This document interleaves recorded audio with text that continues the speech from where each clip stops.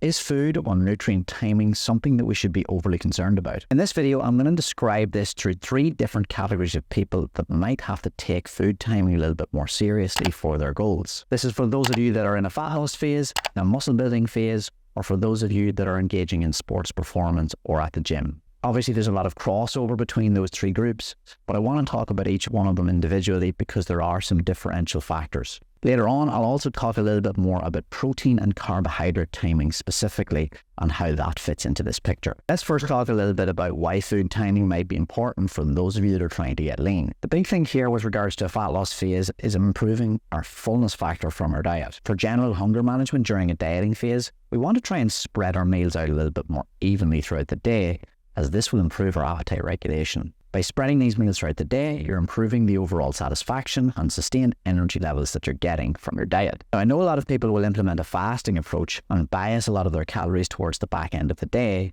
but if this is taken to an extreme level, it can actually come back to bite you. If you don't eat enough during the early part of the day, this can massively elevate hunger levels as you progress to the evening, and even if you have a large amount of calories to eat at that point in the day, you can end up binging, and this creates a binge restrict cycle, which is something that we absolutely want to avoid during a fat loss phase. I'm not saying that fasting is a bad approach, but people will often use fasting so that they can have a huge bolus of food in the evening, and I don't think that this is very good for your long-term relationship with food, and it certainly leaves you in a position where you're less likely to be able to adhere to the calories set for your fat loss phase and thus get the results that you want to get. My general recommendation is to try and spread your calories relatively evenly throughout about 3 to 4 meals per day. So if you're eating a 2,000 calorie diet, this could mean that your main meals are all in around a 4 to 450 to 500 calorie range. Now, you can still bias some of your calories towards the evening time if you prefer to do this by having, say, a 350 to 400 calorie breakfast and lunch,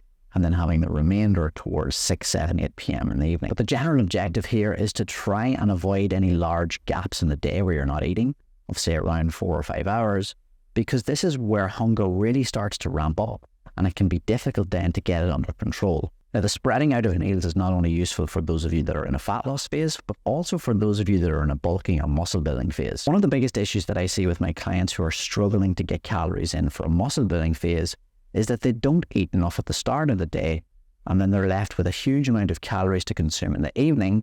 Then they have to resort to eating lots of junk food, which makes them feel bloated and their stomachs all distended, and then this might interrupt their sleep as well. So by trying to get around a third of your calories within the first 3 or 4 hours of the day, you're leaving yourself with much less work towards the evening. And this is really important in a muscle building phase because we're trying to get consistency with our calorie surplus across every day. Now we're going to talk a little bit about some sport-specific considerations with food timing, namely around protein and carbs. Protein timing is a very common question that I'll often get asked, specifically around things like the anabolic window. Now, the anabolic window is actually much larger than people think, as your muscles are sensitive to protein feedings up to 72 hours after your workout. We still want to get a protein serving soon after you finish your workout, but it doesn't mean necking a protein shake within 15 minutes of you finishing your last set. Just have a normal meal with around 20 grams of high quality protein within a couple of hours and when you finish your session. When it comes to protein, the total amount and the quality of that protein is more important than the timing. Now, there does seem to be a slight advantage to spreading your protein intake between 3 and 5 servings per day versus, say, 1 to 2 servings per day,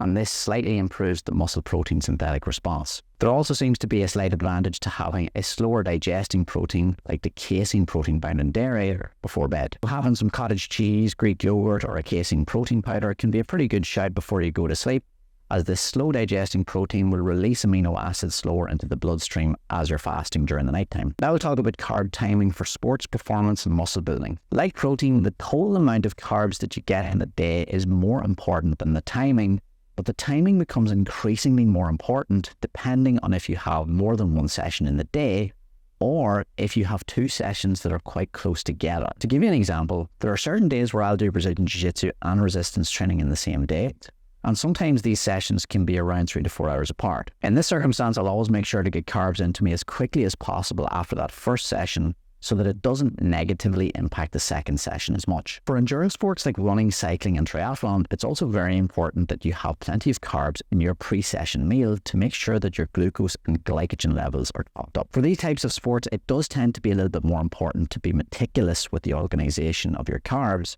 because you tend to use more energy in total, and more specifically coming from carbohydrates as well. And the same can be said for those of you that are in the gym and are trying to build muscle and strength. If your goal is muscle building, you want to make sure that you have carbohydrates in your pre-workout meal, because resistance training is primarily driven by glucose and glycogen in the muscles. Overall, I would say food timing is pretty important, but you don't need to be super anal about your application of it. Once you get into a good habit of including enough carbs and protein in your diet, and organising your meals so that you have sustained energy and well-controlled appetite, you have most of what you need to do with regards to food timing sorted. So hopefully that answers your questions with regards to food and nutrient timing.